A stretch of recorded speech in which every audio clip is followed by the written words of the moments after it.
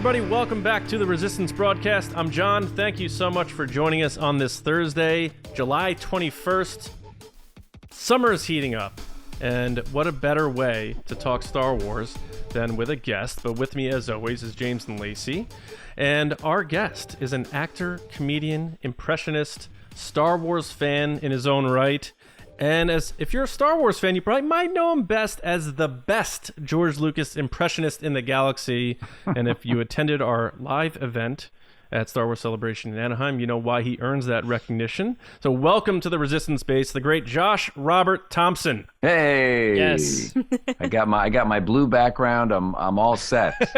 You've replaced John. Yeah, I'm like 10 years behind. I know that's the rule. You got to have a blue background. So yeah. I finally figured it out. Got a camera and some lights, and I thought, wait, I have to have a blue background. So happy to be here. Thanks for having me on. Very excited. And an amazing response, by the way, from your audience to the George Lucas voice message. It was really nice to see. That was amazing. My favorite part was the clown. JJ clown. Yeah, clown. JJ's a clown. Well, it's good. Doing the George Lucas, it allows me to get my own... See, I can get all of my own opinions out there without it really having been me. You know, It's George. So right. I thought when you said... these films will be so small, even I won't see them. So when you first sent it to me and I listened to that, I had to stop it because I died. I was like, that is ridiculous. That is so funny. I mean, that's something George probably would say. And a good friend of mine and a great, probably one of the greatest impressionists right now, a guy named Jeff Richards. He has a show where he hosts the show as different celebrities using deep fake technology. And I've gone out a couple times as George, and he will be Dustin Hoffman. So you can imagine those two having a dialogue, and that's where the tiny films concept came from. Films so small that George can't even see the monitor, and no one may ever see them. And I love that idea. My God, that's amazing. So before we get into things, I know a lot of people usually save plugs for the end. We don't do that. We don't like that. So what have you got going on right now? Lay it on us. I know there's a bunch of stuff you had told me in advance. I'm going to pretend you didn't, but what's up? Yeah, well, I mean, the big one is a new ABC game show, summer game show, really fun for the whole family. It's one of the rare things that I'm involved in that the whole family can watch. So rest easy, Grandma. You're going to enjoy it. It is called The Final Straw, hosted by Janelle James from ABC's Abbott Elementary.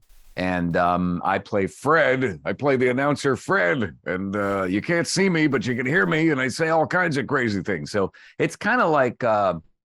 it's kind of like similar to the work I did on the Late Late Show and the stuff I do on the Kelly Clarkson Show. Although in this case, I don't have to, puppeteer a robot or anything. I can just sort of sit back there and do stuff. So that's really fun. And then I just, something I did a few years ago, something I did in February 2020, just before everything went to hell, was a really funny deep fake, completely improv video with my friend Jamie Costa, who is, a legend, great actor, just a good friend and a wonderful guy. He plays Harrison Ford and I play Steven Spielberg. And it's the moment where Spielberg has to tell Harrison Ford that he will not be directing the new Indiana Jones film. And I've worked with Jamie Costa in the past. We did a thing called the Deep Fake Roundtable for Collider, which was a big hit. Mm-hmm. I played Jeff Goldblum, yes, and George Lucas in that one, and that was a great one. And so that's how I met Jamie. And then Jamie and I did another one where it was Harrison Ford and George Lucas, who really should have their own, I think, morning talk show. It should be a regular series. It was us reacting to the Baby Yoda memes at the time, right? And that was really fun too. So this one was just released today, I think, in time for Harrison Ford's 80th birthday, and it's really fun. It's pretty crazy. It is not for the entire family, but you should check it out anyway. So that's kind of what I got going. There was I won't reveal it, but a very interesting twist at the end. Yeah, there's a twist and a special guest.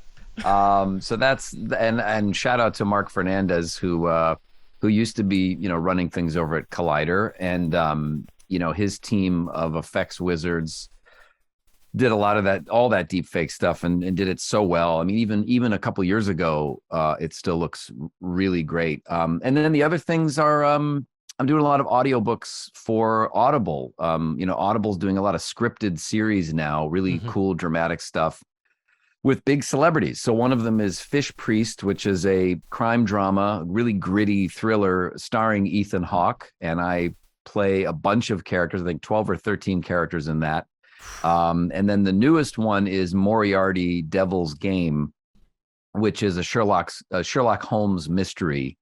And I play Lestrade, and Dominic Monaghan is Moriarty. So, cool. And Phil Lamar, the great Phil Lamar, one of the great actors and voice actors, Phil Lamar is Sherlock. So, that's everything, folks. Good night. Thanks for having me on the show. Take care. I'm out. It has been a pleasure. Thank you so much, Josh. That's really all you need. Yeah. No, that's awesome. And I know off air, James was just saying how he was watching The Final Straw. Yeah. Knowing you were going to be on our show, not knowing you were Fred, the announcer, which, by the way, the voice sounds like you could easily transition that into a voiceover of old NFL films or something like that. Like, Fred is sort of kind of, that's a good observation. I mean, Fred is like, former, he was probably a big time radio guy in the 70s, and he fell on hard times. He's also based on a good friend of mine who is one of the great, radio voices, a guy named Shadow Stevens. And Shadow used to be on Hollywood Squares, and he did American Top 40 for a little while as well. Anyway, so it's kind of that big bombastic, but then Fred sort of he knows a lot about nothing. So Fred is a know-it-all who interjects during the show as often as he can and says things like, "Hey, Janelle, did you know that birthday cakes originally started out as, cupcake," whatever it is, whatever stupid thing it is, mostly improvised. And it's a lot of fun. So Fred, catch it Sundays, ABC. Give us a season 2, please. That's great. Anyway. And so in terms of, like, we'll nerd out on Star Wars in a bit, but in terms of, your line of work, how did you, I guess the first question that probably a lot of people and a lot of our listeners want to know is, how did you realize that you were good at impressions? Were you a kid and just copying stuff on TV, or like, what was the deal? Yeah. I mean, I think that's usually how it happens. I mean, growing up in the late 70s, the Muppet Show was still airing. The original series was still airing on CBS, so I used to watch that when I was a little kid, and then I would mimic the voices of the characters into my Fisher Price tape recorder, and it was very magical to hear your voice played back, and so eventually I started doing my own kind of radio plays. I grew up an only child in Cleveland, and I didn't play sports. So really that's the perfect recipe for talking to yourself. And I watched a lot of late night monster movie shows. We in Cleveland in the 80s, we had probably 5 or 6 shows at one time. There was like Frank and Drac, Big Chuck and Little John, The Ghoul, Son of Ghoul, Elvira was nationally syndicated, Superhost. So I watched all these shows, and I kind of mimicked what I saw. I kind of made my own, horror themed radio plays, and so that's kind of how I talked to myself a lot, is what I'm trying to say. Okay, I was alone a lot, and I talked to myself a lot. Did you ever do stuff for the Muppets? Did you ever come full circle? No, but I did. I won in 2000 in Santa Monica, California. They had the first and only Muppet convention. It was called Muppet Fest. And how did I miss that? Yeah, I was so excited. I think they were trying to see where the fan base was at that time. I think that the company had changed hands, and maybe there was some German company that owned the Muppets at that time, and they were trying to see like what, is this still viable? And so they had this convention, and I went down there wearing my my Sesame Street necktie, and I had some business cards made that said, professional gopher. It's a Josh Thompson professional gopher. Go for coffee, go for lunch, go for broke. I was trying to just become a PA. And I met everybody. I met Brian Henson, and I met, Dave Gels, and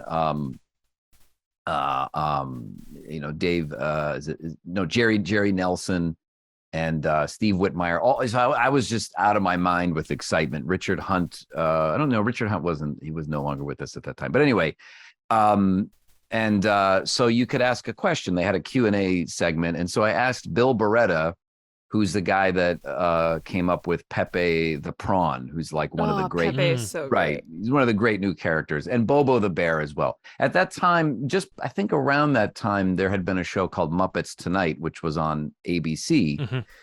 Short-lived, brilliant show. And there was also Tickle Me Elmo was kind of popular at the time. So I asked Bill Beretta jokingly, I said, I know there's Tickle Me Elmo, but would there be a Tickle Me Pepe? And it just sounded so inappropriate. And they laughed. And but that was it. That was my brush with the Muppets. Although when I made my TV special or my TV pilot a few years ago, I did work with some folks from the Muppets. Actually, did some puppeteering, and so awesome. so I'm kind of connected in that way. And that's cool. And I can't say what show it is, but my girlfriend is an amazing filmmaker and animator, and our garage is kind of a workshop right now, and she just built some really cool props for a new Muppet series that's coming up. So Nice. so there you go. That's So there you go. exciting. Cool. There's Very my cool. Muppet story. That's a lot of connectivity there, in my opinion. I think so. Yeah, I kind of downplayed it. I feel like I'm connected somehow. Yeah. So, I got to touch on this because I was always a fan of the Late Late Show with Craig Ferguson. Mm-hmm. I feel like his show, like I even liked Craig Kilborn. I liked that whole chain of events and the hand passing of the baton, all that stuff. Yeah. Versus what was on the other side of the aisle. And just his way of interviewing, his casual way of interviewing felt genuine, felt real, and I was drawn to that. And I always liked his self-deprecating humor and stuff like that. How'd you get involved with that? And I know, like with Jeff the Robot, like you not only did the voice and stuff like that, but you also did the puppeteering, right? So Yeah. Was that your first foray into puppeteering on a professional level? Like, because like you were talking about, your interest in Muppets and stuff, so that had to have been like, I'm kind of doing it. Yeah. I mean, eventually I moved from Cleveland to Los Angeles about 1995, and a couple years after that, I started doing my own local TV shows or public access TV. In a city, Chino, California, which is cows and the men's prison, right? And but this was like Wayne's World or UHF, right? This studio was really in the middle of nowhere, and I started volunteering my time there, and then I started doing my own late night horror movie show, Schlock Theater, and I had a little co-host who was a puppet, a cable-controlled puppet named Timmy the Troll that I controlled. I would operate, and he would sit on my shoulder, and then I would add his voice in post, right? So I was already I was the host, and I was also the sidekick on that show. And so I did public access. Still talking to yourself. Still talking to myself. Still Exactly. talking to yourself. But now maybe this time like 8 people were watching, right? So instead of just myself. And eventually, one of the people that was watching was a guy named Joe Struzzulo, who at the time was a writer for the Late Late Show with Craig Ferguson, which at that point was about a year old or so. And so that would have been, that's a little later on, but that would have been 2007. Gotcha. And anyway, he sent me an email and said, hey, I saw some of your stuff. I'd also been doing the Howard Stern show for many years, calling in as, right. Arnold Schwarzenegger, Howard, good morning, and all that. We could talk about that later. But that's how the Late Late Show found me. So yes, I'd been doing puppets already, and I'd been hosting. And so it's kind of weird that I ended up behind a wall, because in my mind, for all those years, I was the host, and I am much more comfortable. I mean, I can do either, but my heart belongs on camera. You know, I like to host, and so, but hey, man, this Late Late Show, you know, we had no idea that that it would become what it was. I mean, when I started on the show, I started out doing Arnold Schwarzenegger. I was on camera in sketches in full like latex makeup and muscle suit as Arnold Schwarzenegger, who at the time was the governor of California, you know. So Craig would, you know, be like, well, so we got the governor of California and he's joining us today. And so, hey, governor, how you doing, man? Hey, I'm great, Craig. How are you? You know, it'd be like a split screen, and you'd see me in Sacramento, you know, green screen or whatever. Yeah. And so that's how I cut my teeth. That's how I learned. You know, I did improv and made my own shows, so I didn't go to like Groundlings or Second City. I just sort of figured it out myself with a group of other friends, and so yeah, it was like, oh wow, now it's the culmination of everything. And then when Jeff Peterson came along, you know, built of course by the late Grant Imahara. In fact, just yesterday was the 2-year anniversary of his passing. But Grant from well, of course, the Star Wars prequels. I mean, his incredible work with robotics and Mythbusters. He built this amazing robot for Craig, and then Craig kind of got tired of doing the voice after a couple of weeks. Craig pre-recorded the voice and said, you know, I'm tired of doing it, man. You want to give it a shot and try, see what you can do? And I said, okay. And, you know, we, again, had no idea that the Late Late Show would incorporate everything that I had been doing. But I mean, it's kind of that thing, if like you just keep doing what you enjoy. Right. On public access in the middle of nowhere for like 5 people, something's going to happen, I would imagine. It's like your Mrs. Doubtfire moment. That's exactly it. Around, then someone walks in. Yeah. Yeah, that's it. I mean, it's pretty amazing. And so we also did not know that Jeff Peterson, that character, would last very long, as Craig got very bored with a lot of the props and things on that show. We used to do sketches. He didn't want to do that anymore. He used to have a sound machine. He got rid of that, you know. So I just assumed it would last maybe a couple weeks, and then that would be it. But I think once we started doing it live, once I was actually there instead of pre-recorded after about a year, yeah, man, it was just on this chemistry that you just can't plan for it. So it's funny. It's funny because I mean, I love that show. You know, I absolutely think he's genius. You know, his comedy is just so quick and witty. And I watch YouTube videos on how to, I have watched videos on how to be more like personality based, you know, on this. And they use Craig Kilborn a lot, like as an example of like how to correctly do that. Or yeah, I'm sorry, how to do that more effectively the way he does it, kind of thing. Right. But it's so cool because when I think of that show, I always think of the sidekick being Jeff the robot, and how interesting and of a dynamic that was in comparison to everybody else who, you know, like Conan has his Andy or whatever. But Craig always had this like crazy robot. So it's kind of wild in my mind to even be here, you know, like talking to you. Yeah, I wish. For that reason. I mean, it's great to hear that. And a lot of people say that. It's amazing the number of people that still don't know who the guy is that did the robot.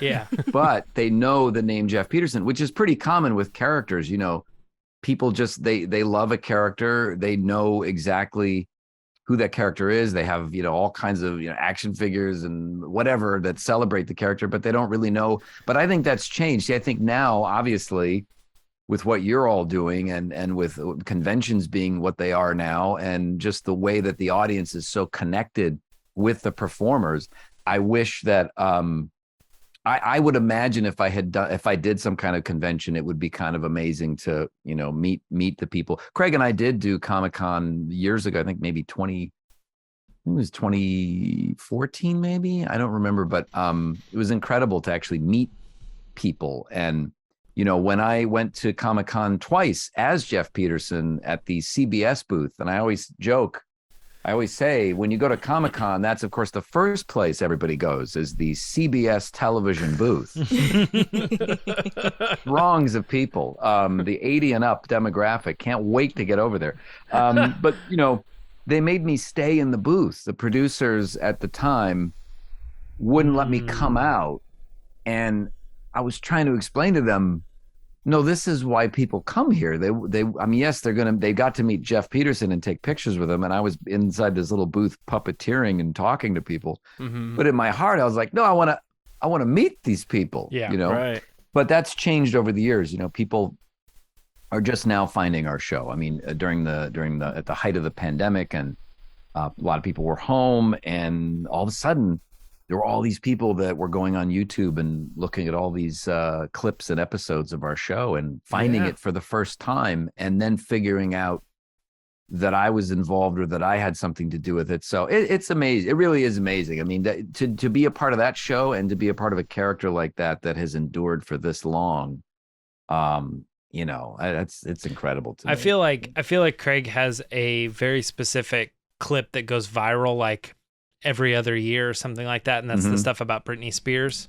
Yeah, right. Yeah, I feel like it that is probably the most consistent clip from the show that I see, that always when it pops up, you know, people back in, people are like, wow, I can't believe he was standing up for her at this time.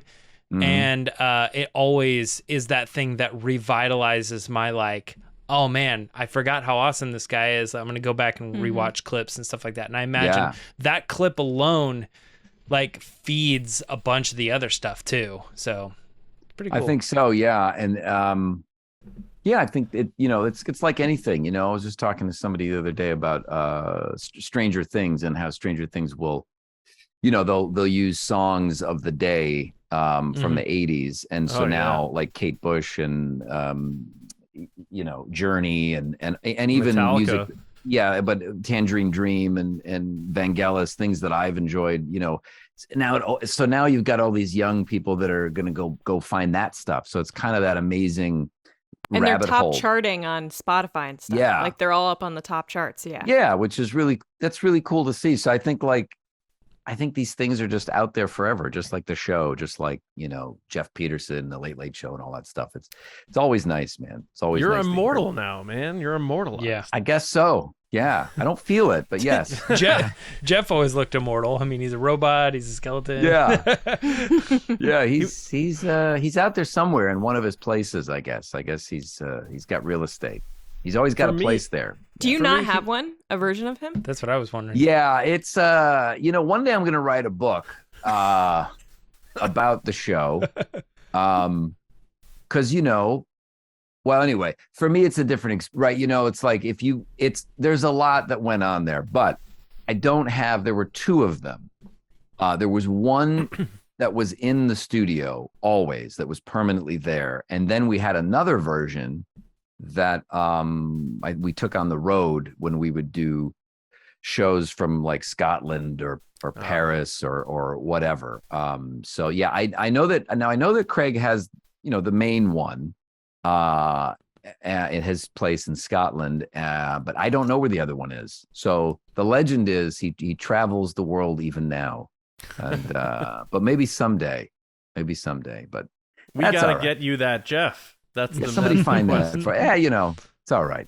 It's okay. Maybe a replica. So, yeah, we're gonna put in a big glass case here behind me. Have it all lit up. We'll have to call our buddy Tom Spina. Yeah, who does all the replicas for Lucasfilm to make a Jeff for you.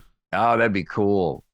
Yeah, because I do a big Halloween display every year. You know, we do a big one here at the house, and so I could have Jeff out there. And he's got lots of Muppets connections too. They're kids. Well, there you go. He does. Yeah. That's cool. So in terms of, you know, you were saying you were growing up in the late 70s. Not trying to place you on the timeline here, but. So your fandom of Star Wars, we see you got Phantom Menace rocking in the back there. What's your bread and butter? Are you original trilogy guy? Are you just George Lucas? Or where are you at with Star Wars? Because I saw you had a recent video you were talking about Kenobi. You weren't a huge fan of that. So your Star Wars fandom, how would you define what you love when it comes to Star Wars? I'm a George Lucas person, you know, obviously. Clearly, you know, I've got George is. Well, obviously, he's a George Lucas guy, and that's good. He knows what's good. The other stuff is just crap. I don't know what that stuff is. Well, George, come on, that's not fair. Well, I mean, it's just, I should have never sold it. I mean, it's just, they're just taking a dump on everything. Well, I mean, things happen. Well, what are you going to do? Well, I appreciate that you own every single variation of Jar Jar. I do, but let's keep that on the down low. What's interesting? I grew it's like up. we put in a clip. Yeah, I'm so sorry, guys. I'm so sorry. No, please. I grew up with. I mean, listen. I remember seeing. My aunt and uncle took me to see Empire Strikes Back, so I would have been 5 or 6, right? And I remember. All I remember about The Empire Strikes Back is driving home from the movie and sobbing because I thought that Han Solo was dead. Oh. It was I really didn't understand. And then, of course, a few years later, it was the 1-2 punch of E.T. a couple years later. And but in that one, my stepdad took me, and he was very new in my life at that point. So I was probably 7 years old, and he was kind of a tough guy, big beard. He Stop seemed crying. like this big grizzly man. So, but he didn't actually say that. But I thought that I had to be like tough around him because he was like this guy that worked on cars, and like so he was. So we're walking up the aisle as the movie's ending, the credits are rolling, and I just all I could do was look down. Little 7-year-old me looking down, just trying to be tough. And then I didn't make it to the exit. I lost it. And he was like, "What the hell's the matter with you? It's just a movie. He's fine. He went home. Not a big deal." And did he ask like, "Why are you crying?" And you were like, "Yeah, it was because like Han Solo." E.T.'s. Well, that was E.T. years later. I was like, "E.T.'s gone, but it's not even real. What the hell's the matter with you?"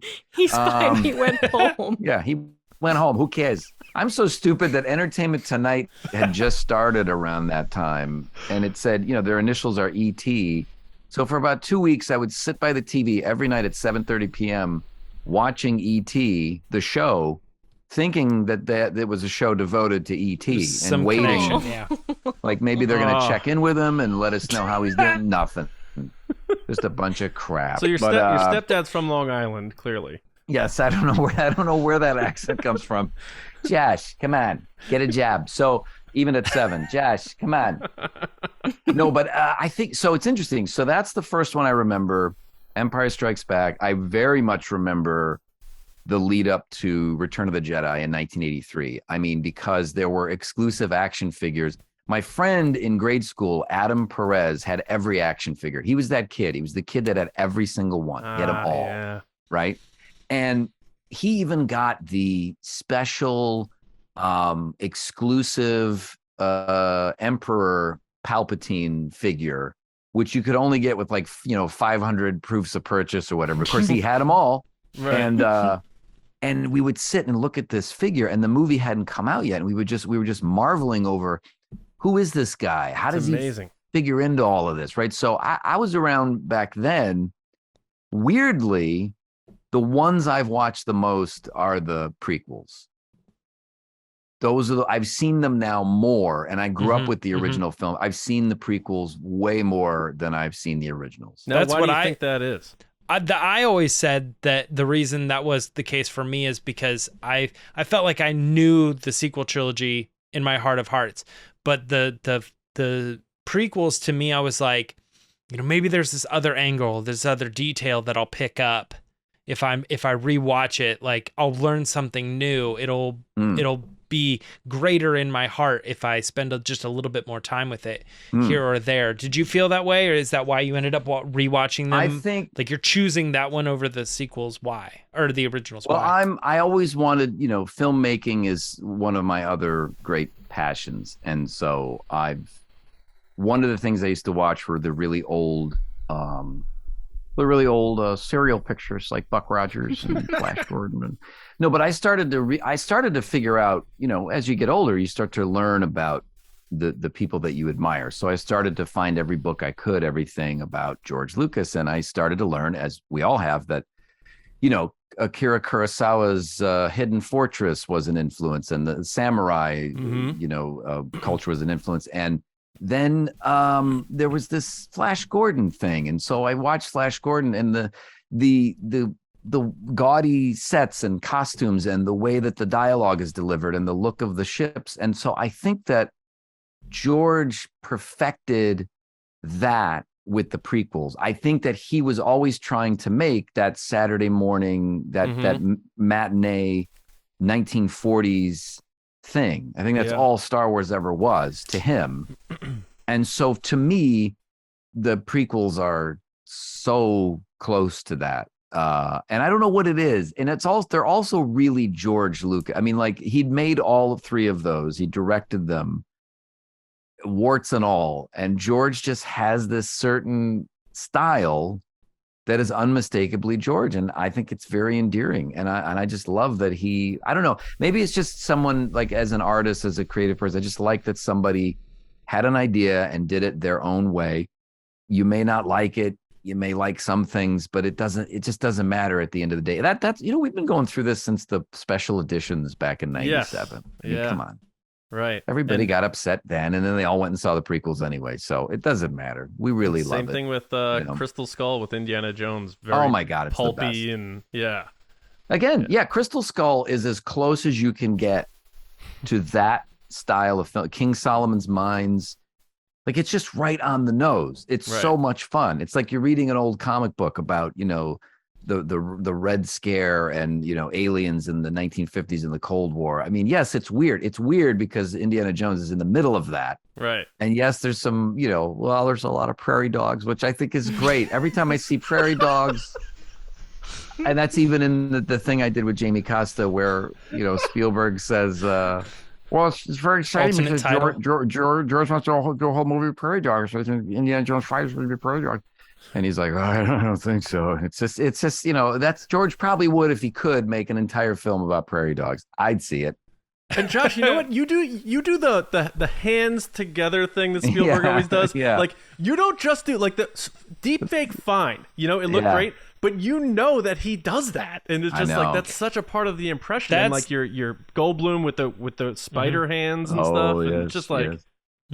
Well, I think that comes from a deep love, and again, it's filmmaking, because I think the guys that the people I do the best, and the ones I love doing the most, are George Lucas and Spielberg, and Morgan Freeman, to an extent. But Lucas is my favorite impression because it's a filmmaker. So it's someone I really love, that guy. And a friend of mine who works for Lucasfilm and has produced and made some of their animated series. He reached out to me maybe a year or so ago and said, "Hey, I just want you to know."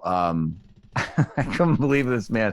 He said, "I just want you to know, George's son Jet was watching your deep fake stuff with his dad." And I was like, yeah. And he said, and he wants you to know he loves them. He thinks it's really funny. And I was that's fantastic. Yes. Thank you. So that's it. I'm done. What else? Dude, you are done. That's amazing. So what was your instant reaction when you heard that? Well, the first thing I thought was, okay, because he was kind of like, he can't really come out and say anything about it. No. But he just wants you to know through the grapevine. I went, oh, okay. So that means he probably agrees with mostly everything I'm saying as fake George Lucas. So that's great. I think you'll peak when you actually sit down for that interview as interviewing George as George. That's what I want to do. Oh, man. I would love to do that. If someone could make that happen, I would love to. I would love to sit and just talk with George Lucas, whether I'm dressed as him or not. Yeah. But I would love to sit and talk with him about, and just be like, dude, I get it. I'm the guy. I understand. Right. I want to talk about like the cereal. I want to have him autograph all my Jar Jar figures. No. It's funny you brought up the kind of like unapologetically George stuff, because that's so true. That's like one of his charming qualities is he's just like, and what we've heard from interviewing people at Lucasfilm is like, he never apologized for who he was or what he wanted. It was just, that's what George wants. And we had Hal Hickel from ILM on, and he was talking about the Jabba scene in A New Hope where he steps on Jabba's tail and he kind of bumps up Han Solo. And Hal was saying how he went back and fixed it so it looked more realistic. He didn't step on his tail. Jabba didn't have this big reaction, and he Right. was like, oh my gosh, this looks so great. I'm going to show it to George. And George was like, who took the Jabba part out? It was the best part of the whole scene. Like, who took this out? So then he's like, go Exactly. put it back in. And it was like the one thing that everyone was like, oh, this is so weird. And it's Right. the thing that George liked the most. Well, just put it. Where's the part where he steps on his tail? Well, that's the most important part, because what you don't realize is later you're going to see a little scar on his tail in Return of the Jedi, and you're going to realize, Salacious Crumb is going to be sitting there, and he's kind of going, ooh, he's looking at Leia's ass, because she's got the outfit on, but really you see a little scar, and then what you're going to realize is that's from Han Solo. Oh my God, this guy's a genius. Yeah, Hal said, It's the funny poetry. thing though is Hal was like, he got angry. He was like, who took it out? I bet. My favorite scene is the making of it's a great documentary called From Puppets to Pixels, and the great Rob Coleman is in there, the legendary Rob Coleman, and he's the animation supervisor, and he's leading this younger group of animators. And there's the one scene where Yoda, it's the very end of Attack of the Clones, where Yoda has to look like he's sad, but it's this one scene they keep coming back to where George just can't get the animator to get it right, and he keeps razzing the guy, and he's like, oh yeah, no, he looks sad, it's sad, yeah, look, oh poor Yoda, oh poor Yoda. Well, and then he'll say like, well, okay, maybe sad was wrong, okay, he's not sad, he's regretful, maybe, I don't know, come on guys. And then he'll come back in again and go, come on guys, what the hell are we doing? But he's kind of playing it up for the camera. But then I imagine when they stop recording, he's just yelling at everybody. I don't know that he's really like it. He's probably not like that. But Well, I love the Seth Green clip that was from a long time ago where him and his Yeah. buddies are at the table, and he's like, he brings up Mara Jade, and he's like, no, get out, and he shuts Right, the door right. on him. That's really It always good. makes the rounds on George's birthday.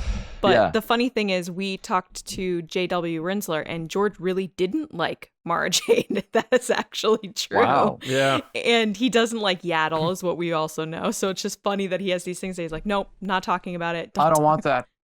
Luke does not have any, there's no love interest. It's bullshit. Get that out of there. Clowns. George is, you bunch of clowns, you bunch of weirdos. This is my world, Yeah, I mean, it's true. I was thinking of that with, Rob Zombie's another filmmaker that I love. And, Very topical Halloween- right now. Halloween, yeah, because like Halloween 2, I think is the most original Halloween movie since the original film, and maybe Halloween 3. But and I saw, the Munsters trailer, obviously everybody knows, and that was kind of the point, wasn't it? And job well done, everybody, because everybody knows that movie's coming out now. Yeah. And That's for sure. and I'm watching the trailer, and now I watched the trailer and I was like elated. I love the colors. It looked like a full moon home video release. I cannot wait to see this movie. And the beautiful part about that is Rob Zombie doesn't give two shits what anybody thinks. Yeah, So, doing his own thing. Yeah, absolutely. And that's the way to do it. He's living the life. He's making movies with the love of his life. She's in pretty much every movie Yeah. that he's made. And, they keep giving him money, and Universal loves the hell out of that guy. So, yeah, I mean, it's like, just do what you want. I mean, George has innovated so many things and changed so many things just in film alone and the world of special effects. So I think it's to be admired. Yeah, but you're right. Those prequels, I've always said, are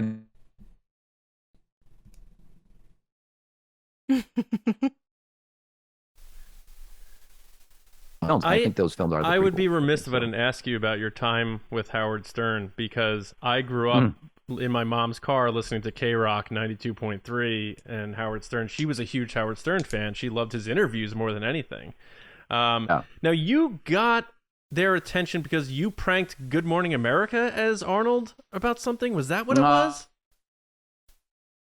It was called Fox and Friends. Fox News. It was Yeah. Still okay. on. yeah, huge show. Is Yeah. it Fox and And, Friends still on? I think so. Yeah, I and I think think so. Still. Steve Ducey and some of those guys are still hosting. And but I called in as Arnold Schwarzenegger, and I think it was a radio stunt. It was a show out of Atlanta at the time called The Regular Guys, and they'd have me on occasionally. And they said, "Hey, we got an idea. We want to try to get you on the air. with Fox and Friends. And at that time, Arnold was in New York, just, sort of feeling out the political world. He wasn't running for governor yet, but he was talking about education and fitness and all these kind of things.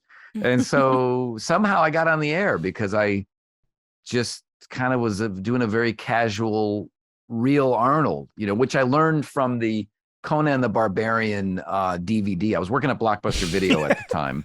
And a very specific source material. I know. Which anyone knows who has that could do a good casual Arnold now. Yeah, if you get that, yeah, anybody can do it now with an app. So don't even worry about the commentary.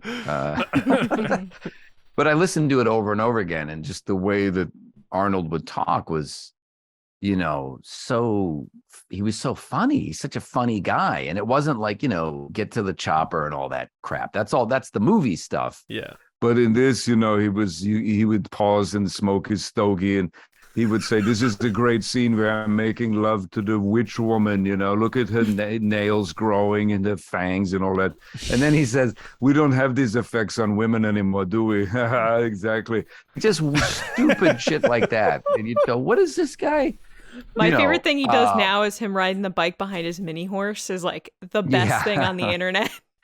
Isn't it great? Just Arnold with his horses. Just being himself. Yeah. And 45 pairs of boots, and he only eats vegetables now. Yeah. It's amazing. He's an amazing guy. But that was that was a wild thing. That's when you could prank a show like that. And then they kept me on the air for, I don't know, four minutes or so until they started. Unbelievable. Wait a minute, this isn't Arnold. Just shows you how dumb these news shows are. Oh yeah, they're just looking to fill time. I think the opposite too, in some way. Like that just goes to show how good you are, that you're fooling a whole studio of people like that. Yeah. That's an unbelievable thing, and yet you're doing such a good job that it makes it believable. Well, at the time,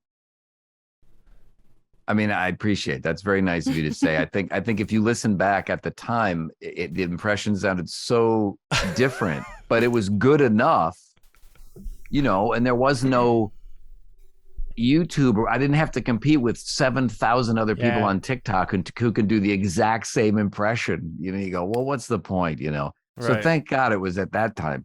But there's definitely been a boom of that, by the way. People doing impressions. Yeah.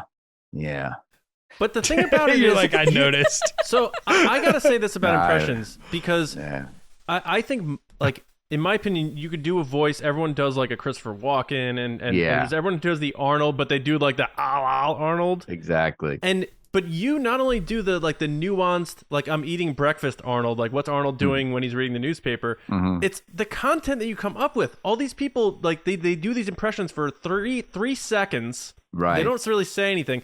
You've had conversations on a national broadcasted news show fooling people for minutes, to the point where Howard Stern, like the king of radio, was like, I got to get that guy on my show.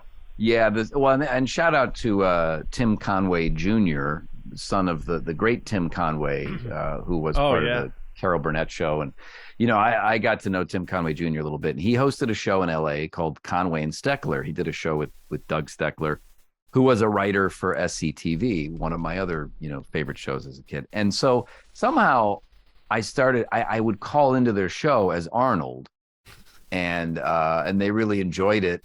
And then Tim made a call to Gary, Baba Booey over at the Stern Show. And that's how I started on that show. And, but when we did, like, everything was improvised. I mean, everything. When I did the blow up the moon phone call, which at the time was the really big one, even the news covered it like it was a real story. MSNBC, there was a guy that, I think Joe Scarborough had a show, and he was like, Arnold Schwarzenegger's comments about, women's menstrual cycle and the moon. Way to go, Arnold. Way to lose half your constituents. And and then next he had to apologize. Okay, we found out that wasn't real. And it made me really happy. But so that was all like 4 a.m. for me, West Coast time, because Howard's in New York. Right. But the penultimate was the second day they were on satellite radio, and it was day number 2, and George Takei who ironically I would base some of Jeff Peterson's early voice on. George was on as the announcer. Oh my, and they had me call in as Arnold Schwarzenegger. And that was the big one. That was the I pranked him he thought that he was talking to Governor Schwarzenegger and, talking about you've got to make gay marriage legal and you had a chance to sign the bill and you didn't. And I said, well, unfortunately that day my pen was not working, so I could not sign the bill. And, we had him going for like 15 minutes and it became like one of the top 10 segments of all time, which 100%. Is like, but it was all made up. It's just all made up. I listened to that live. I'll never forget listening to that. Is that right? Yes. Oh, that's cool. Once he went to satellite, my girlfriend at the time bought me the device. I had to suction it to the roof of my car and do all that stuff. Yeah. I listened to. I'll never forget that when they did that. That was amazing, that blew my mind. And now that I'm talking to you, that's incredible. So real quick, that was a big one. Before we move off of Howard, right? Like in talking to him, did you only talk to him on the air and that was it, or did you ever have a chance to have a conversation with him where he was like, "Hey, you did great," or anything like that? In the very beginning, they actually flew me to New York one time.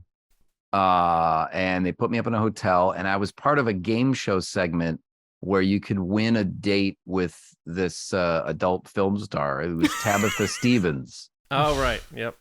And so it was me, Jeff Curro, aka Jeff the Drunk, who I know a little bit. And then I don't remember who else was there, but it, there was no muscle suit or padding for me. So it was just this dude. It was young me, 2002 me with sunglasses. They gave me the sunglasses and this like oversized leather coat, I think. And I'm sitting there and Artie Lang is there and I'm like, Howard, good morning. How are you? And, but during the break, he was really nice. He's a super tall guy, but he's a really very sweet guy. And, asking if I got in okay. And are you having a good time? And Artie. So it was a really good experience. But that was probably the only time that I spoke with him. Otherwise it was like Stuttering John or Gary or somebody that would call me at like 4 a.m. and say, okay, you ready? Okay, Howard's gonna be ready in like 30 seconds. So next person you hear is gonna be Howard. Okay, all right, get ready. And then that was it. I'd be sitting there in my boxers half asleep going, hello, good morning, Howard. Which helped the voice because I was, not quite awake yet. So True. But most of that was improvised and pretty much all of it. I mean, the writers would just say something like, talk about, you want to blow up the moon, or maybe these are some of the reasons that you want to do that. Okay. Oh my God. That was pretty much it. Wow. Now, when you I did that for about 8 years on the air like that, knowing the size of the audience, do you have go-to jokes ready, or are you like, I'm just trying to think of what the next thing is going to be? Like, is it that spontaneous where it's almost like a roller coaster and you're nervous about what you're coming up with? Where, like, what's that I think feeling? I would make some notes. I think I would just have bullet points. It's the same thing I would do with the Late Late Show. I would listen to Craig's monologue. I would have a copy of the monologue ahead of time, and then I would listen. And if there were things that he would hang on to or stuff that he was interested in, I would just make quick notes and just have it there. And I did the same thing with the Stern Show. So I just thought, what if he talks about this and this? I probably wouldn't get to any of it. Honestly, I would never get to any of it. I kind of like the tightrope of like, let's just see what happens here. The Stern Show, that room is like one of the toughest, most cynical rooms that there is. So I was very honored to be a part of that. I think at some point I'd started doing the Late Late Show more and more and more. I think the last appearance I did was like 2011. And now a buddy of mine, Piotr, Piotr, Piotr Michael, he's on there now and does their Arnold, and he does, oh, there goes my light. Well, that's it. I'm out of the Blue Light Club. Take care, everybody. See you later. It was now you're on my side, Josh. Well, what are you going to do? Look at it now, just a plain room.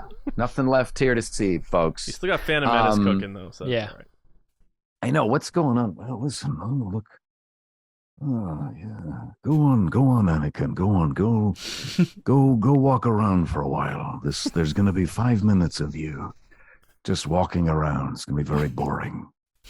And then And then there's going to be a weird pickup shot where it's a year later and you've grown a few feet and your haircut's a little different, but it doesn't matter. It's kind of like when you made Attack of the Clones and Ewan's beard keeps changing from scene to scene. It's one of my favorite things.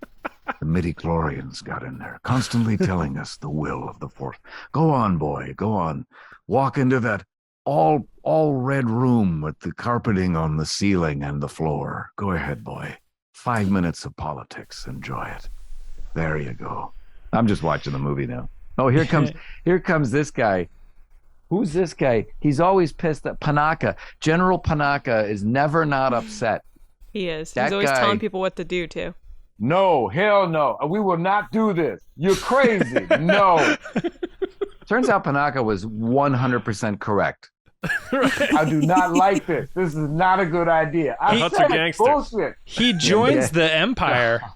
That's I heard about this. Yeah. How did this happen? It just when everybody's making choices, he stays on the government side. They pissed him off so much that he. Where does this happen though? Is this like in the Clone Wars show, or is it in the books No, or it's something? it's in the books. So it takes Okay. it's at the point that it happens, it's after Return of the Jedi. So Okay. he's like, hey, we tried it, and now we're at a 'Cause loss. that actor, like I guess I don't know, that actor Hugh Corshi or whatever his name is. Yeah. He I'm acting like I don't know, or whatever his name is. I'm not sure what that guy's name is. I don't really watch these movies at all. I know so little about it. He wanted more money or something, or Yeah. he wanted more dialogue, and so then they replaced him with the Australian guy because they were shooting in Australia. I don't know who that actor is, but General something or other. Oh, He's the for one- the the guy Attack that of the says- Clones? Yeah, he's like, you're right, Typho. you're right. Typhoon. Typho, there was no danger. And you're like, oh, okay, well. Yeah. So he says that, and then all of a sudden there's a big explosion. So it's kind of what you don't realize is there is danger. Right, because he says there is. Well, he says it. If he says, "Oh, you're right," there was no danger. Well, you're right, and then you kind of go, as the audience, you go, "Oh, well, look at that. I guess there was no danger." And then boom, we kind of hit him with this fireball, and everybody goes, "Oh, geez, there was danger." George, while I have you, Yeah. What did you think of the Obi-Wan Kenobi series? Wow. I mean, it's well, I'll tell you this. I sometimes have trouble sleeping, and I've tried everything. Sleeping pills, warm milk, all this. But I tell you what, man, this Obi-Wan show is perfect. It's perfect. Let me just say this. Was it not enough for you people when Anakin got his legs cut off? Was that not enough for you when he was, falling down into molten lava on Mustafar, and he catches fire and says, "I hate you" to his friend? Oh yeah, that wasn't enough. No, we gotta have more. You guys are full of it. Just a bunch of crap. That's fine. I think it's fine. There's a couple fun moments in there. What are you gonna do? But every Needs time that more laughs, Lucasfilm logo comes up, it's got to be good for you. That's another check for Daddy. That's what I always say. That and Every every time time I a see- phone says droid, right? Every time. And ironically, they're the worst phones. But hey, if droids could think, there'd be no one left, right? Something like that. I don't really know the lines of my own movies. It doesn't matter. I think a Dexter Jetster series is what Disney Plus should do. And if they were smart, it's what they would do, because I would watch it. No, I think the Obi-Wan show was fine. I mean, I'm not 22 years old anymore working at a video store, so I'm not full of piss and vinegar, and I'm not angry enough to write diatribes about it. But I know you guys, I'm sure you've all talked about this already, and it is that weird thing of you cannot like things, but there's always something good, even in something you don't like, in terms of movies. There's That's always our like whole thing. Yeah. You know what I mean? So Yeah. But no, I didn't think it was particularly good. Am I angry about it? No. Do I hate it? No. I mean, there's some great performances in it. I would watch a Jimmy Smits. I'd watch a Bail Organa and Little Leia show. Oh, that was good, I would have enjoyed that. I mean, there was a nice little scene, I think in the first episode, maybe, or where they're on a balcony on Alderaan. And they went, "Oh, that was good," and then that went away. Where he talks about Purgle in that scene, and I was like, "That's a Rebels reference. Nice." Oh, is that right? See, now I'm not I've not seen. I sort of lost track. I saw the Clone Wars movie. I went to see that in theaters with Zorba the Hutt or whatever that was. I love that stuff. And the baby Hutt thing. And then I saw the first couple seasons of, Clone Wars, which is great. And then I started getting kind of frustrated because what you're talking about is they started to mix everything. Like when I saw Solo, there was a character that revealed herself. She had like freckles and looked like, I thought was that Maya Rudolph from SNL? Oh no, it's some other character. Nest, yeah. Right, but half the theater was like, oh, and I went, oh, am I supposed to? I had no idea who that was, So I think dramatically and just from a story point, that's a little difficult, I think, for some, but I don't think Disney cares. I think they're just like, hey, you need to have seen all of this. I want to know. I gotta get your opinion on this because we talked a little bit earlier about your Spielberg and the mannerisms that go into someone who's impersonating somebody else, right? And how important that is. But on the other side of that, you're obviously very involved in a lot of the deep fake stuff and kind of being able to bring characters into an environment that they are, they're actors or the people who they are not actually involved. I got to know, what is your opinion on Solo in the sense of like Alden Ehrenreich playing that character versus somebody like him and doing his mannerisms and everything like that, but then deep faking a Harrison Ford? Yeah, listen, it's a great question. It's a really good question. And I've talked about this with other friends who are impressionists and actors. And I prefer the makeup to deep fake, deep fake is fun, but we end up getting lost in it. And it's just a different kind of performance. Yes, it sort of completes the illusion. But then I have makeup artist friends who, on my comedy special, we did a segment called Walking with George Lucas, which is out there on my site, my channel, which I love so much because this, he sculpted, we were very respectful. I mean, look, it's just a fact. We sculpted this kind of neck for George. And, we looked at like all the different necks. And then, I went through he did a cast of my head and I went to his studio and, it was a 3-hour makeup. And then I had another friend who made this wig from hand. These hairs were punched individually. And so I prefer that because you can get more of my expressions. But I think for film, I think the audience should be able to make that leap. If it's good enough, if the performance is good enough, I think that you shouldn't really be worrying about it. I think that guy I think he did a fine job, but I think there was that other kid what was that kid's name on YouTube years ago that did an amazing Ingruber? Is that Anthony Ingruber? He plays right? Harrison Ford in Age of Adeline. Yeah. Age of Adeline, right. Yeah. And I think maybe what happened there is, and I don't know him at all, but maybe he just wasn't strong enough of an actor, to carry. He auditioned. I'm sure he did. Yeah. Yeah, they said he did. Yeah. Well, that makes sense then because they saw 3,000 people for Han Solo, and they saw Alden, I think, first, and then again last.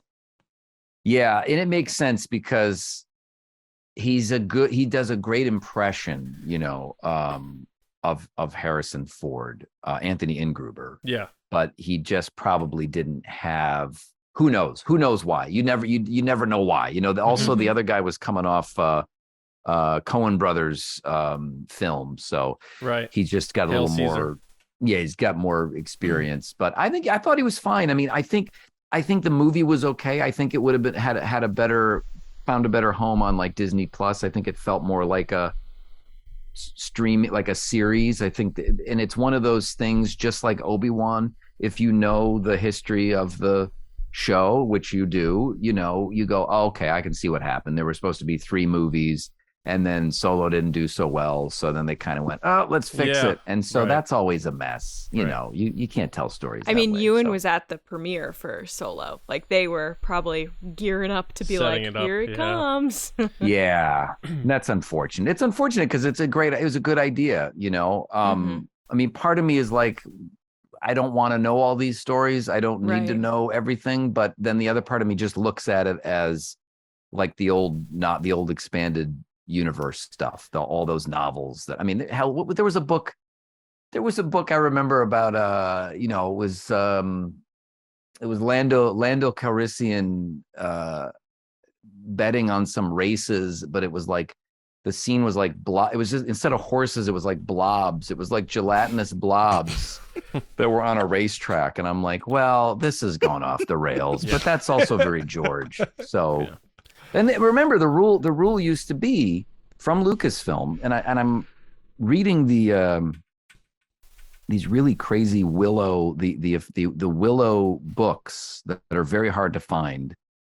The official sequel to Willow, was it like Shadow Star, Shadow Moon, and there's one other one.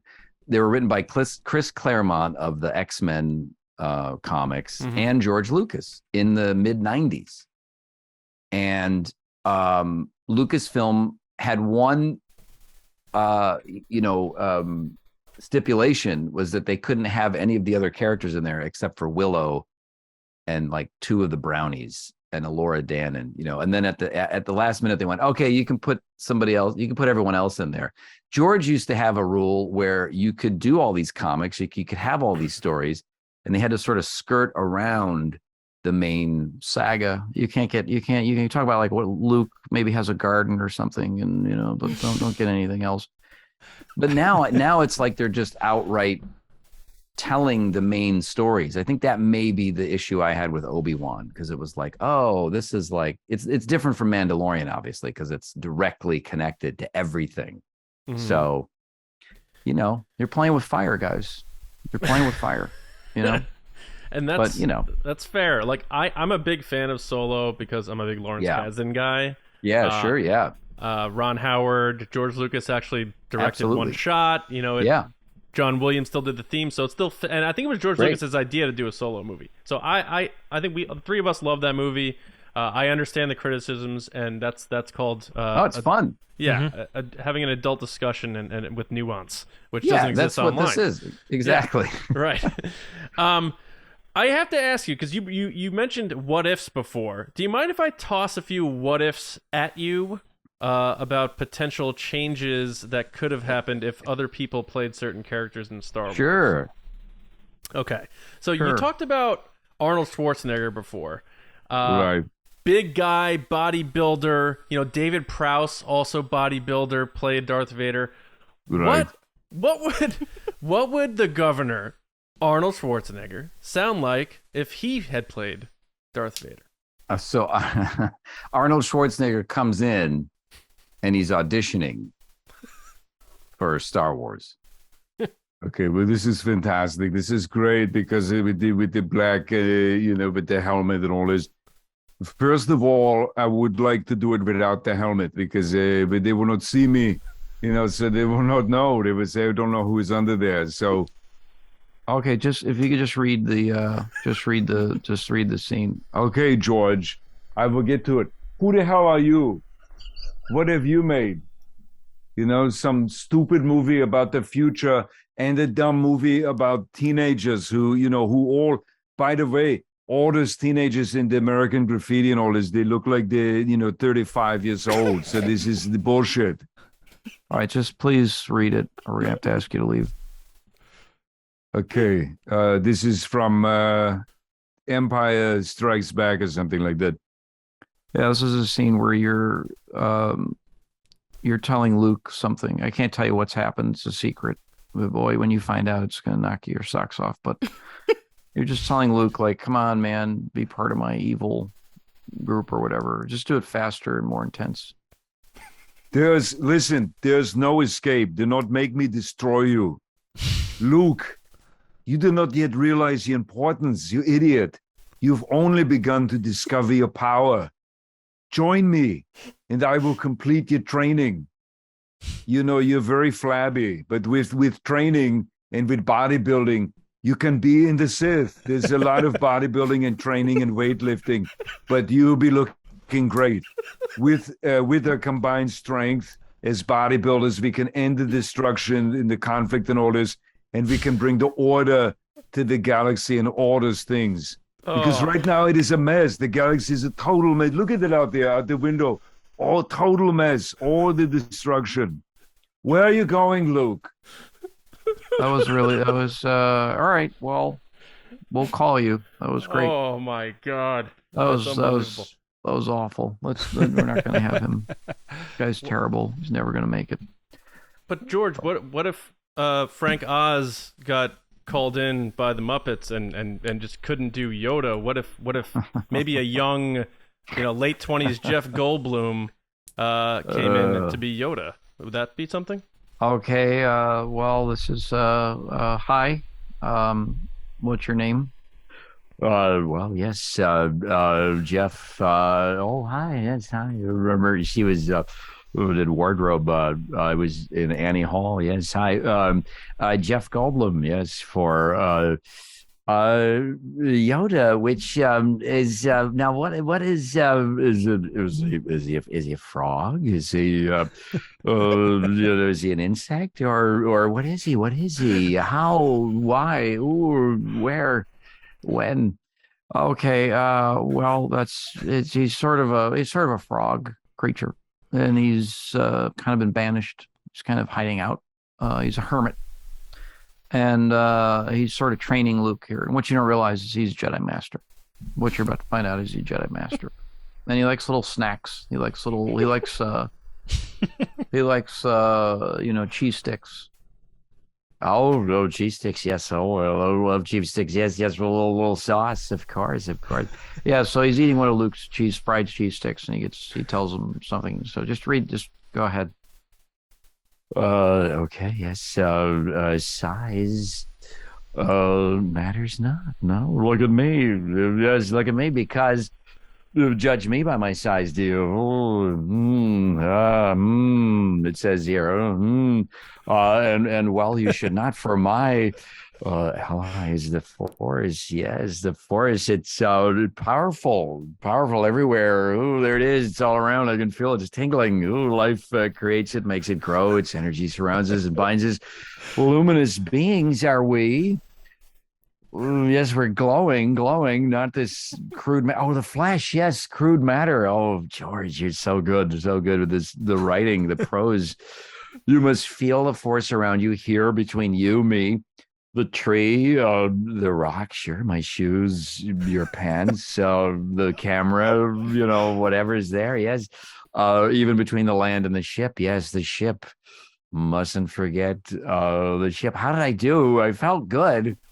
Yes, so George, yeah, we'll call you. That was oh Christ,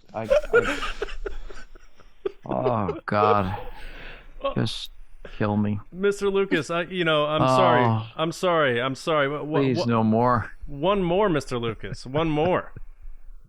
What if Ian McDiarmid said, "I'm out" after Attack of the Clones, and they were able to bring in Morgan Freeman to play Sheev Palpatine in Revenge of the Sith? Is that something we could do? Yeah, okay. So hopefully this is the last one. Is that you, George? Or yeah, that's me. Is that okay, George? Okay. Hey, hi, Morgan Freeman. Hey, George, how you doing? This is I don't know what this is. I've read a lot of scripts and I can't make heads or tails of what any of this shit is, but I'm going to go ahead and read this. Now, who is this Palpatine? It's Palpatine. It's he's Dark Lord.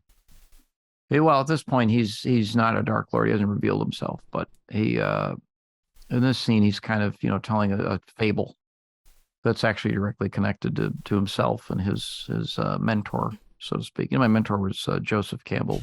Did you know that? I don't care, George. Okay, well, anyway, I call him Joe, by the way. So just read it, and you're telling this young kid he's a real dope, and he's got like a shag haircut, and he's just oh, nobody likes me, and you're just like, look, here's the story. So just go ahead. Oh, and you're at an opera. There's a weird orb with like, sperm or something floating through it. So what did you just say? What? We haven't figured it out yet. We're having people draw pictures and stuff. Go ahead. Did you ever, sorry. Did you ever hear the tragedy of Darth Plagueis the Wise? Well, I thought not. It's not a story the Jedi would tell you. It's a Sith legend. Oh, look at that. There goes that sperm right there. That's crazy. How they float up there like that? Anyway, Darth Plagueis wasn't a dark. He was. I'm sorry. I got distracted because that is some funky shit, man. Darth Plagueis was a dark lord of the Sith. So powerful and so wise, he could use the Force to influence the midichlorians to create life. Wink, wink. Should I do that? Well, that's a little on the nose, but wink, wink, nudge. Know what I'm saying, Anakin? Aha, get it? You're looking in the mirror when you're looking at me, son. Sorry about that. He had such a knowledge of the dark side that he could even keep the ones he cared about from dying. You see, I did that inflection there, just like he would have done that probably. The dark side of the Force is a pathway to many abilities some consider to be unnatural. That's good. That's good for the trailer. You could put that in there. The only thing he was afraid of was, losing his power, which eventually, of course, he did. Unfortunately, I keep my mouth open like that. Unfortunately, he taught his apprentice everything he knew. Then his apprentice killed him in his sleep. It's ironic. He could save others from death, but not himself. I created your ass in a vat. Surprise! You're my son. These tickets ain't cheap, It's like $50 for this seat. Is that John Knoll over there? How'd you get in here? Well, that was great. Thanks. These are deep cuts. A lot of you kids out there. Man. I know you know what we're doing here. Josh. Oh my gosh. Thank you, man. Wow. Look, it's one of the best scenes in that entire film is that opera scene. And George is there. George is there with his daughter, right? He's out front having a casual conversation with her, and he's painted blue. Right. And he's like, I see. And all the effects guys are there, and they're all sitting. But it is an amazing scene. That is an amazing sequence, and so is that scene where Padme and Anakin are seemingly looking out across the city at one another. There's no dialogue. It's almost an electronic score by John Williams there. And there's some. You're not going to get that kind of stuff, which is fine because there's George Lucas Star Wars, and then there's what's happening now, and I think they're different, and you can enjoy them in different ways. Totally fine. I wonder why he chose that part to put himself in. Like, that was the part that he's like, this is it. This is the cameo. I want to be outside of the opera house. I think that's the moment. But why? Well, because I created Palpatine, and Palpatine, maybe created Anakin. So he's wearing this like big purple hat. Yeah, very regal, very regal. He is. Baron Papa Noida. Like, you think if I was to direct Star Wars, I'd be like, if I'm going to be cameo, I want to be like a Jedi or a Stormtrooper. Right. He's like, no, I want to be that guy. I mean, at least he was realistic, like George, where he can't have you running around I want to be in the arena, because in the arena battle on Geonosis, there are some there's some funny, there's some real relaxed Jedi. There's these two dudes that throw lightsabers in unison. I think they throw a gun, or they throw something over to Anakin. And they do it hey, bro. They might as well just be hey, bro, here you go, bro. We got you, dude. I'm like, whose sons are these? Are these like, these are effects people, which is really cool. I love it. But yeah, Kit Fisto obviously is the best thing in that whole scene. Oh yeah. Oh man. Yeah. God, I love that When stuff. he That was shoves fun. 3PO Yeah. over. Yeah. Oh man. I was watching that the other day. Attack of the Clones is great, and that the land battle on Geonosis is still just unbelievable. It's so staggering to me. Yeah. How they pulled that off in 2002, which means they were working on it well before that, and it just looks so good. And there's the scene where Yoda, in close up, shot at a low angle, is realizing that Anakin and Obi-Wan are in trouble because they're about to meet Count Dooku on the landing platform.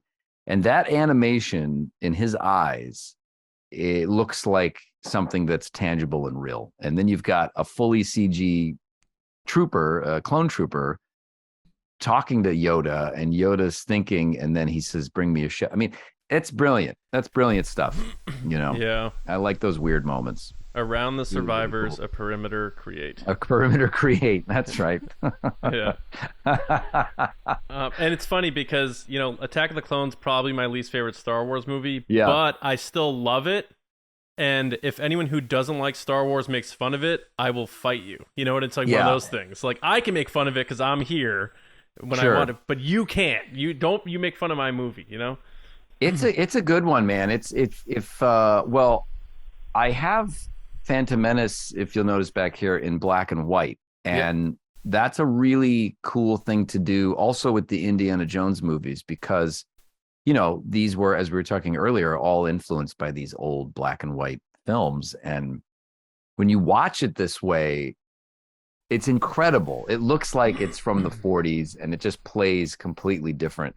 But specifically Attack of the Clones, which is, like Raymond Chandler. It's film noir. It's a murder mystery. It's Obi-Wan Kenobi doing a lot more Obi-Wan Kenobi detective work, I must say, than in this series that just came out.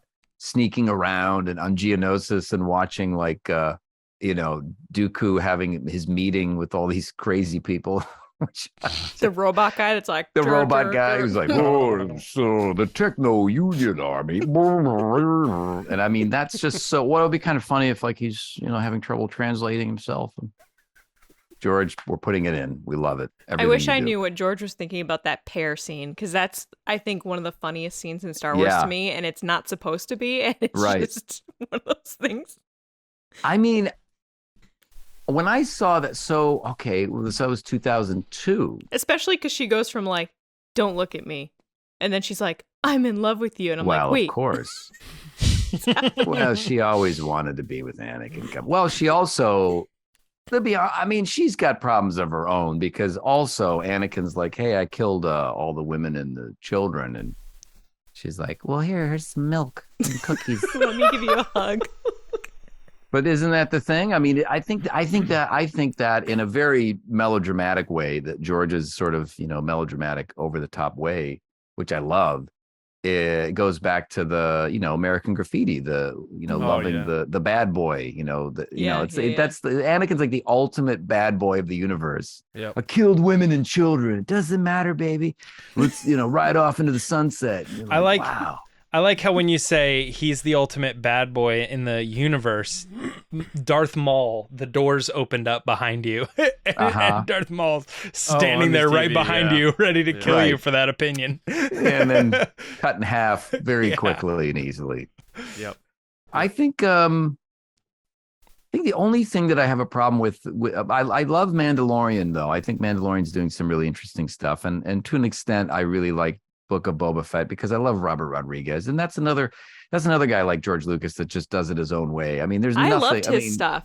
I know people criticized it. I loved it. I loved the spin move thing that people were criticizing. I loved all of it. I thought it was fun. Great. I mean, I love King Kong, the original. I mean, I love any version of King Kong, but the original King Kong, 1933. Just watching the Rancor hanging off the side of a building like King Kong, I was like, this. You know what?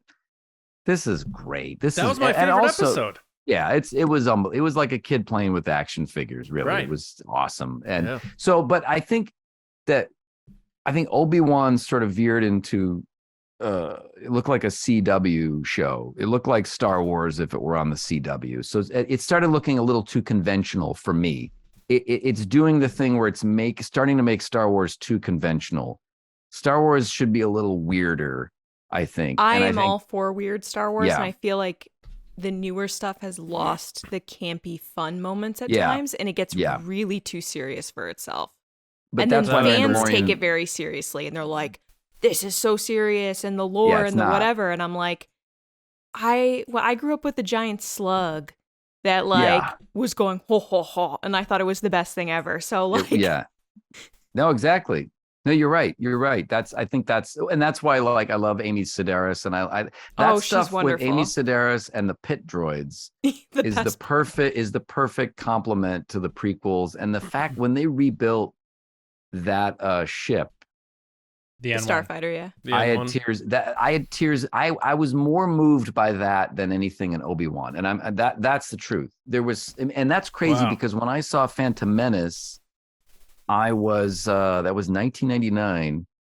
So I was 24 years old when I saw the Phantom Menace, and so anybody that says, "Well, it's because when you were a kid," I was 24. And I have such a fondness for that movie because it's over, 20 years ago now. So what does that mean? Why am I almost crying at the scene where he fixes that ship and then takes it out for a ride? To me, that felt like George Lucas. That felt like George. I think Favreau and Filoni get it. No disrespect to and I get what situation they were in with Obi-Wan. I get it. I understand. There were scripts. I know they had to scramble. You can feel that. It's not their fault. But yeah, Filoni and Favreau, they got it. They should just do it all. I mean, really good. Look, Kathleen Kennedy, I know, we're up on time. We don't want to keep you forever, but I mean, we do, but but Kathleen Kennedy recently said she was looking for one person to oversee sort of all the feature films that they want to do. And you have to assume she asked Favreau, because he's right there. So he's probably like, I got this thing. I don't want to be, chained to Star Wars forever. So I'm sure she asked him. So I don't think it's without trying anyway. But that would be amazing. Yeah, it would be amazing. But either way, look, I'm glad there's. I can't keep track of all these shows. There's too many shows coming out. I don't know. Oh, Marvel, I can't. You come close. Try keeping track of the books and stuff too. Yeah, there's books, and listen, I got my old Marvel, the original run of the comics. The omnibus books they put out.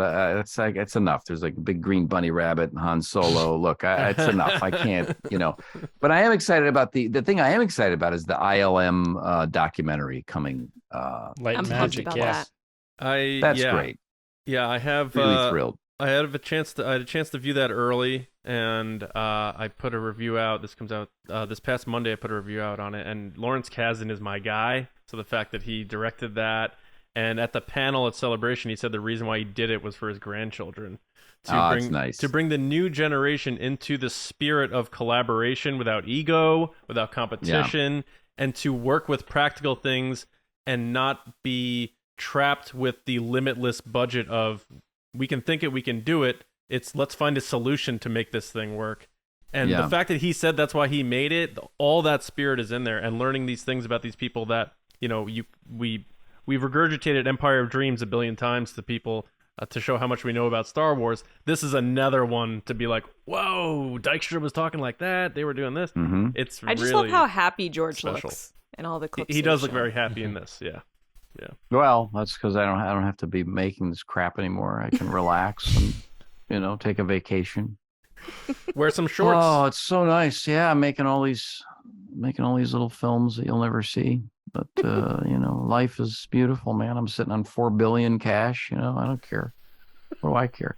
I think it's great. And Industrial Light and Magic it's finally given their proper due in a documentary because, man, when I was a kid, that was like the only big effects house on the block, man. Those guys, and they were making everything. They owned the 80s, and I've got all the books. I got all the hardcover books, the practical era and the digital era. And it's just, it's an astonishing body of work. And so, when I do watch those prequels, I'm often struck by how impressive like Jar Jar Binks is just in terms of his physicality. And Ahmed Best, I've worked with before, and I've met a few times, and he's a lovely guy, and he to me is like the pioneer of the mocap stuff. I mean, Andy Serkis is the king, but I think that Ahmed Best was there first, and I think it's crazy to think that in like '97, that team at ILM was trying to figure that out. Oh yeah, and it still looks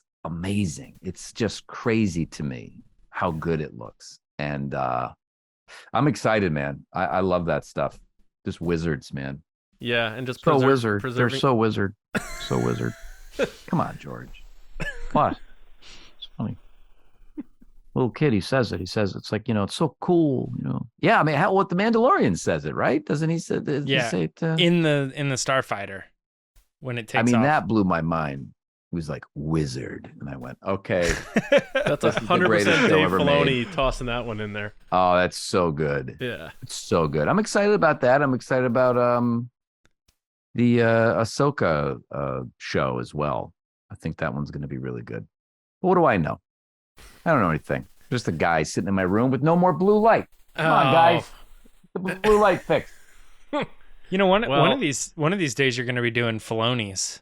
Like looking back on his time in Star Wars, you'll be doing you're right. Filoni impressions and people... Yeah, I'll have a deep fake. Yeah, my deep fake Filoni series. I'll be 70 years old coming back on the show, and guys, I'm going to show you my new Filoni. That's great, Jeff. That's really great. I'll have liver spots. It'll be great. Still be talking about the prequels. I just found one of those fish. Well, Jar Jar calls it a goober fish, but I was at a Monster Palooza horror convention in Pasadena like a month ago. It's probably how I got COVID. And I found for $5 that fish. It was the action figure, and you could make the mouth open and close. And it came with Qui-Gon Jinn hanging off the back, holding a spear. One of those scenes that never happened. Oh wow! And, you've never seen anybody more thrilled than this guy. Like I'd found $1 million, and the guy at the booth that was selling it was just very nonplussed by the whole thing. He's like, "Yeah, just $5, dude." And I'm like, "Do you understand what you have here, sir? Right. This is a goober fish." And he's like, "I don't know what you're saying, man. Does it come with the Liam Neeson?" "Yeah, just $5, please." "Thanks. God, you're a wonderful person." He didn't care. You're a wonderful human being. You're a wonderful human being. You're a wonderful human being. Was that the fish that was then I stepped on his tail. Eaten by the big fish? Yeah, exactly. Yeah. I love the big fish. I love the jacked, muscular, huge fish. What if we have like a bigger? Well, then what if we have like a bigger fish? Okay, George, stop. Well, what if there's a third fish that's like even bigger than that fish, and then maybe a fourth fish? And then he could say there's always a bigger fish than the bigger one. We could just kind of do that. All right, guys, good luck animating all that. Bye. And then he walks out the room. The meeting goes on for an hour. He's like, and then there's an eighth fish. Yeah, right. And then he leaves. 6 months later, they're like, "Here you go." "Well, that's okay. What if we put a ninth fish in there? That might be good." Looking back now, two fish was good. Two fish was good. Man. Yeah, two fish worked. Cut the other. I may have gone too far in some places. Yeah, that's an actual line. Yeah, I know. And then Ben Burt. Oh, because I got to my comedy special. I actually got to do the sound mix at Skywalker Sound. Oh, and that was incredible. I had a friend of mine who the director of my show had a connection over there, and that was at the time when they were mixing The Force Awakens, and Gary Rydstrom's mixing room was next to our room, and it had a sign on it that said "Do not enter." We just kept hearing Chewbacca from behind the door like over and over again, and I'm like, what is happening? What is that scene? What is Chewbacca doing? And so we were trying to mix my show, but trying to figure out what was going on over there. So anyway, so we screened my show in the THX theater at Skywalker Sound. And so I'm sitting there with a bunch of people, and here comes the segment of the show where I'm George Lucas, and I look over, and there's Ben Burt hanging out, standing there with his hands in his pockets, just kind of looking at the screen. And then he said something like, "Oh, this is great. George would love this. That's funny." George, all right, guys, I got to get back to work. And I was like, that was wow. That was the guy right there. Holy cow. That was an amazing experience, man. Dude. Yeah. The guy who invented every sound effect said your George Lucas was great. Yeah. And I was like, "Can you tell George that, please? Can we, is he here?" Dude, they gotta get you in a room with him. That has to happen. I would love to do that. When we were at Skywalker Sound, we did prank man, who's the Matthew Wood. So Matthew Wood, it was like he's now the Ben Bird, right? Yeah. And so he was also working on The Force Awakens. He did Grievous too. He did exactly. He's General Grievous, and it said one of the guys there, I think the guy that was mixing my show, he said, "You got to call him as George, and you got to mess with him." So I called him up and I was like, "Hey, Matthew, hey, it's George. Listen, I know it's kind of last minute here, but if you could do me a solid, I just kind of think if we could just somewhere in the movie, if we could drop like a Gungan in there somewhere." Because I feel like that just needs to. And he's like, "Well, I mean, George is kind of late in the. I know. It's just do me this one solid. It's not a big deal. I mean, we can even have somebody send the elements over to you." And I must have talked to him for about 3 minutes or so, and then I said, "Also, I was wondering if you're not busy, if you'd like to talk about working on Red Tails 2. And then he went, "Who is this?" And that was pretty much the end of that. Had to get the Red Tails in there. That was really fun. Somebody has that recorded somewhere, but they were like, "Never let this out. Never let anyone hear this." And I went, "Come on, man." Damn, man. Anyway, so that's my story. That's my adventure. Dude, that's great. I mean, we can't thank you enough for coming on. This was it was great, man. Thank you so much. I have the pain here and here from the laughing. So for our audio audience, they don't understand. I'm saying my cheeks are just killing me right now. But it's very nice. Thank you. Let us know. You I don't know that you plugged your channel before, but where can they find your channel on YouTube and anything else that you may not have mentioned that you want to toss out there? You could just follow me on Instagram, JRT Show on Instagram, but you can just find all my stuff, thejrtshow.com. That's kind of the way to find everything. My YouTube, I've got the pilot or my comedy specials on there. There are, playlists of the deep fake stuff, which are on someone else's channel, and late show stuff, whatever, kind of a nice little crash course and all the things. But yeah, do check out the deep fake stuff. I mean, I'm really proud of the stuff that we did over there. And there's some, the one where George goes to Vegas and we actually got on a little jet and went to Vegas, and it was really fun to celebrate how poorly the last, was it Rise of Skywalker, didn't do as well as everyone hoped. So George was like, "Yeah, let's party. It's great." It was so ridiculous, but really enjoyed doing that. So yeah, check that stuff out. It's that's the stuff I enjoy doing the most. So those it really are means great. a lot. Yeah. Thank you. The George impression is outstanding. Then when you put the face over it, it's just like it messes with the brain. It really does. Mm-hmm. It does. Yeah, it's a little scary. Yeah. It's a little creepy. Yeah. I really can't thank you enough for coming on. It means a great deal. Anytime you'd be willing to come back, we would love to have you, man. So I'd love it. Yeah. And next time I'll make sure my blue light stays on. Sorry, guys. And next time I'll get a blue light, and then we'll all have blue lights. Yeah. Could you please? Yeah. I should have charged my blue battery. Kmart's clearancing them out. Womp womp. I have a few blue lights. I've got a blue screen if you'd like to use that. All right, George. Anyway, thanks everybody. Thank you, and thanks to all of our listeners for being a part of TRB. Whether you're listening or watching, make sure you do subscribe to the show. Shows every Monday and Thursday. You could find me on Twitter at Johnny Hoey and at StarWarsNewsNet.com, and my movie pod, Just Like the Movies. Lacey. People can find me on Twitter and Instagram at Lacey Gilleran. And James. Yeah, if you want to follow me, Twitter and Instagram at Myra Trunks. All right. We hope you enjoyed the show. We hope you laughed as hard as I did. Josh Robert Thompson, everybody, thank you so much, sir. And for our audience, until next time, we'll see you with another episode right here on the Resistance broadcast. We'll see you around, kids.